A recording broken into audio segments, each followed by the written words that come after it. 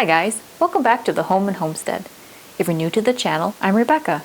Today you're going to cook with me while we make a barbecue pulled pork. These make really delicious sandwiches that are awesome on the weekend or really quick to put together and set it and forget it more or less on a busy weeknight. You can serve these for game day, whatever sport it is you enjoy watching, perhaps for the Super Bowl or tailgating.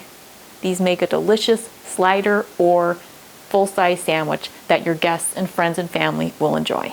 So let's head over to our Instant Pot because we will be preparing it in that appliance today, and that way we can cook and keep warm our barbecue pulled pork.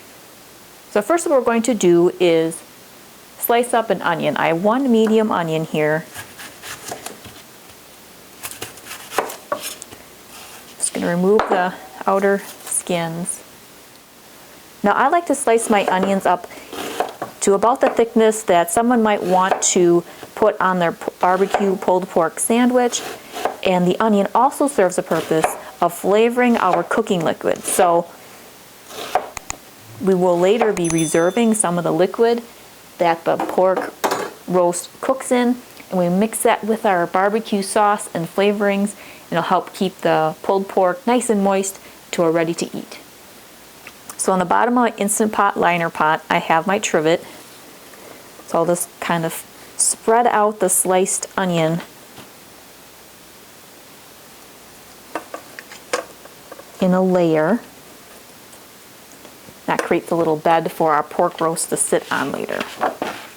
Now to the Instant Pot liner pot, we'll add either 1.5 cups of water or a 12-ounce can of Dr. Pepper. And I like the Dr. Pepper because it adds a nice sweetness to our pulled pork sandwiches and that little bit of the cherry flavor that you get from the Dr. Pepper soda. If you don't have Dr. Pepper, you can also use a cola, or again, just use 1.5 cups of water. So now we're going to take one pork roast. You can use whatever cut pork roast you prefer. I have a really beautiful pork rib roast here, and you can season that with whatever favorite dry rub you have. I have Kinder's Hickory Molasses. This has a nice sweet and smoky smell to it. And then as I rub it on all sides of the roast, just a couple tablespoons or so should do the job depending on how large your roast is. You just want to make sure you coat all sides of your pork roast. So we'll place that into our Instant Pot. And I like to add my barbecue sauce after the pork loin has cooked, and that way I can shred it and add the barbecue sauce of my choice to make a really juicy and saucy pulled pork sandwich.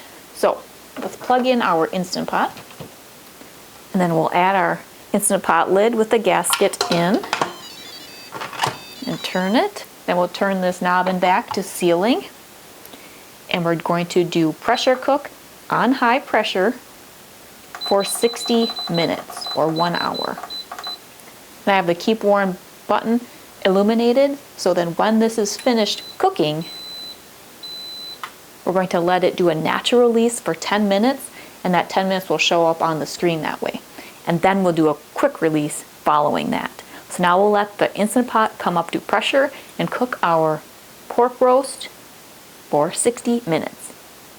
All right, so our barbecue pulled pork has finished cooking in the Instant Pot, and it has been doing a natural release for 10 minutes. So that's why the keep warm has the L 10 minutes there. So now we can do a quick release.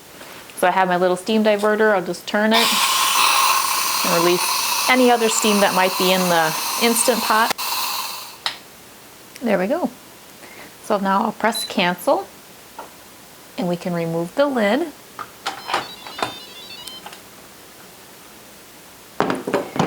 And here we have our pork roast. What I'm going to do is remove it from the Instant Pot, and I'll put it in this little platter here. I'll just allow it to rest. In the meantime, I'm going to take the Instant Pot liner pot, and I'll reserve 1/4 cup of the juices and discard the rest. Okay, so we discarded the cooking liquids, and this is all empty here. So now what I'm going to do is shred our pork roast. So I just take 2 forks can just kind of twist and pull the pork meat. It just shreds real nicely. If there are any large pieces of fat, you can remove that. Well, that does help add a little flavor and keep your pulled pork nice and moist. But that's all preference.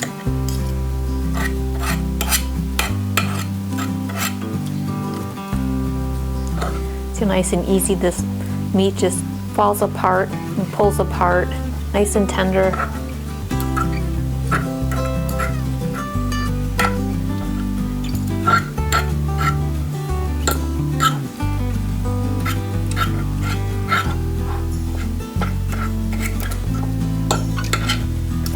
All those dry rubs and the seasonings that we rubbed on all sides of the roast have cooked in and has a nice color to the outside of the pork roast. So once you have this shredded and pulled to the size pieces of meat that you'd like, and we're going to put this right back into the Instant Pot.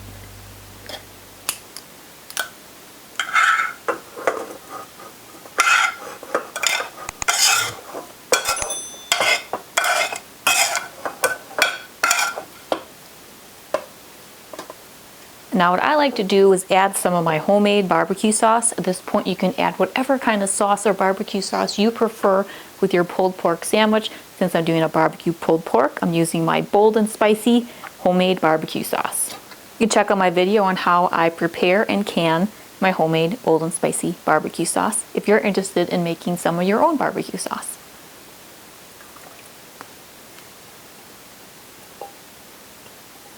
So this is a 8-ounce jar. You don't want your barbecue pulled pork overly sauced up, then you can just use one. I like it nice and saucy, so I'm going to do 16 ounces. If you use store-bought barbecue sauce, it would be about 1 bottle of whatever preferred sauce flavor you like for your barbecue sauce. So I got that all mixed through and coated. So now since we're using the Instant Pot, we're able to cook and now also keep it warm until we're ready to eat. So I'll press keep warm. It can be on less, normal, or more. I have it on less right now. And our pulled pork is pretty nice and juicy. I'm just going to add just about a 1/4 cup of those cooking liquids that I reserved from the Instant Pot prior to discarding the remainder of the onions and liquids that we had. So now I'll just put a lid on here, and this will keep our barbecue pulled pork nice and warm until we're ready to make our sandwiches. So let's head over to the table and I'll prepare a barbecue pulled pork sandwich. Alright, so what I have here is a nice hard roll. These work really nicely for a barbecue pulled pork sandwich. You make your own homemade, or you could use your favorite hamburger bun. Maybe a pretzel roll would be nice.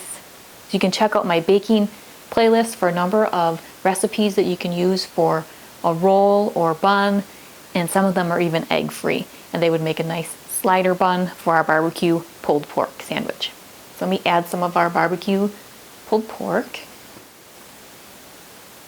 There we go, nice and juicy and saucy with nice tender meat. It has a nice smoky smell to that from our dry rub, and it has a little sweetness from that Dr. Pepper soda. Now I also have my sweet onion jam here. This would be really nice just spooned on top.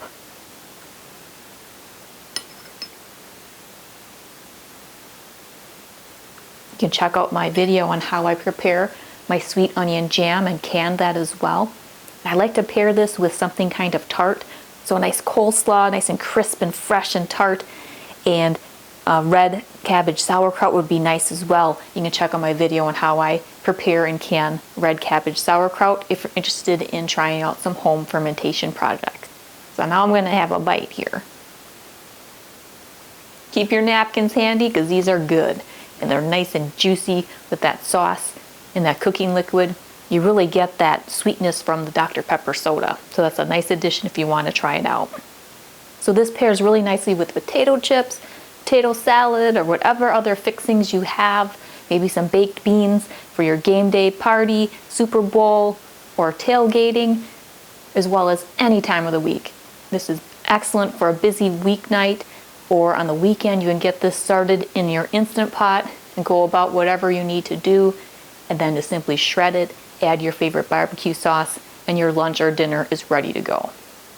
Well, I hope you enjoyed cooking with me today where we did the BBQ Pulled Pork. This is a great sandwich to have, either full size or on little slider buns, so I hope you give this recipe a try. If you'd like more inspiration or ideas on quick and easy meals using your crock pot, Instant Pot, or air fryer, you can check out my playlist on the topic, as well as a number of other recipes I have in my Recipes and in the Kitchen playlist. A lot of the items I use are home prepared for ingredients, but you could certainly use store-bought as well. Well, if you're new to the channel or haven't done so yet, I would really appreciate you subscribing. If you enjoyed this or any other video that you watch, please be sure to give it a thumbs up. Well, I hope you're having a great day. See you next time. Take care.